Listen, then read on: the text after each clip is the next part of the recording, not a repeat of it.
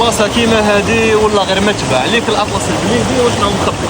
دوك نزيدو نطلعوا الفوقه مازال واحد 3 ولا 4 كاسكاد نبردوا فيهم علاج نفسي علاج جسدي ولا عضلي وتزيد تدي معاك القلوب. هذيك الطبيعه واش تهدينا عليك.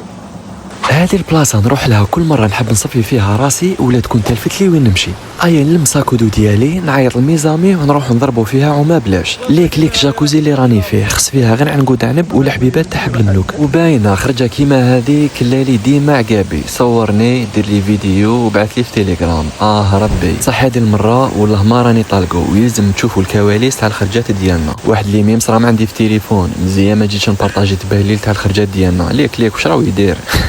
خلينا نمشيو لفيصل. هو عنده لي بليسير في الجنو كيما انا بصح مين نكون معاه هو ولا امين هذا صاحبي عندي بزاف ما شفتوش حاجه متحبسنا. واحد الكوراج يمدوه. شتو جبل ايفريست نطلعوه ماشارير نورمال. على بالي بلي بديت نزيد عليها ما نخليكم تتمتعوا بهاد اللحظات اللي صورتهم. نتمنى اي واحد يمشي لهذا المكان ولا بلاصه كيما هذه في الطبيعه يخليها نقيه. وصلنا لاكاسكاد اللي مقبل التاليه.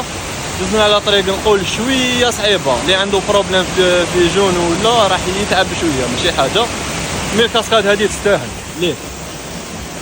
بلايص كيما هادوما ما يستاهلوش يتوسخوا ولا نخلو فيهم لابوبيل ديالنا. بوشون ما نخليوش هنايا. هيا دوكا داير لكم نتوما باش تحكيو لي على التجارب ديالكم اللي حابين تعيشوها قبل ما يخلص الربيع مع من كيفاه وين.